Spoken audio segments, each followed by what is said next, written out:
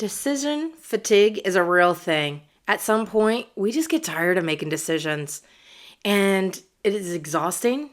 And sometimes we don't even make the best decisions because our energy is not in it. So there's a lot of strategies out there in how you can tackle decision fatigue. However, I am going to share with you my go-to because I don't like to have to prep a whole bunch of stuff ahead of time because that's what a lot of decision fatigue strategies are out there. Do the work ahead of time so that you know when you're tired later in the day, you make more decisions, eliminate the decisions altogether. And for me, that was never practical. So I've taken a lesson from when someone works on like user design or you're creating a form. So like for my students, oftentimes they would need to do consumer research, they would need to do surveys. And isn't it so much easier when the survey is just a radio dial? So you just click the one that makes the most sense for you. Or perhaps it's even a checkbox. And you're just going to check the ones that work for you so you don't have to actually type in anything. It makes it go faster, makes it go easier. It reduces any kind of resistance so that you're more apt to do the survey.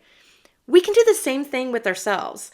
And that's what decision fatigue is really, the strategies, that's what they're aiming to do. So, for example, like I remember the very first time that I heard about it, it was about like if you have an afternoon snack, by the time you get around to your afternoon, that 3 o'clock, everybody's feeling a little bit like, a little bit low.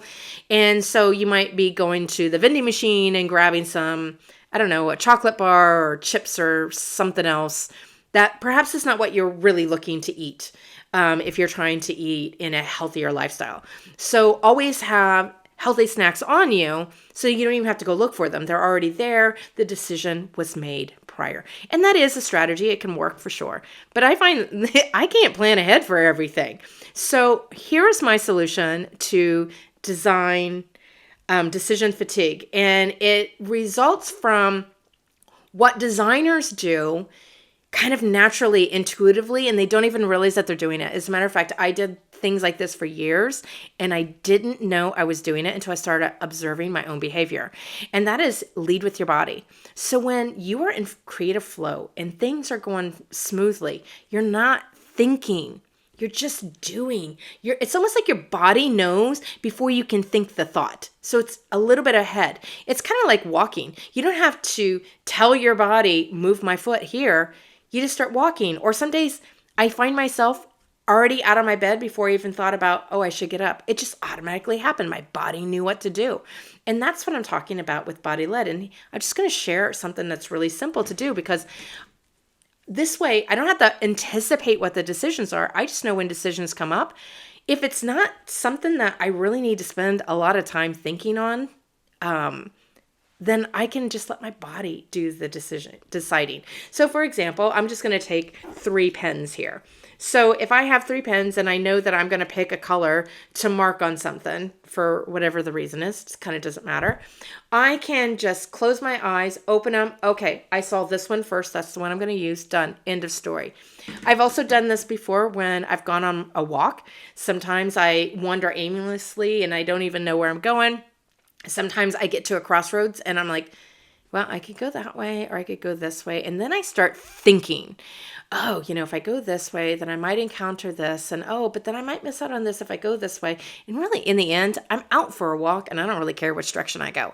So now when I get to one of those crossroads and I'm not automatically just going in a direction and I find myself, which way do I want to go? And I'm thinking, you know what? I don't want to have to make this decision today. This decision is really not all that important for me. So let's not add to the decision fatigue. And then I stand there and I think, okay, here I am. Which direction does my body want to go? And sure enough, oftentimes my hand will do like a little nudge, or I'll feel it tingle or something, or sometimes my shoulder will just move a little bit, or, I heard a bird that way.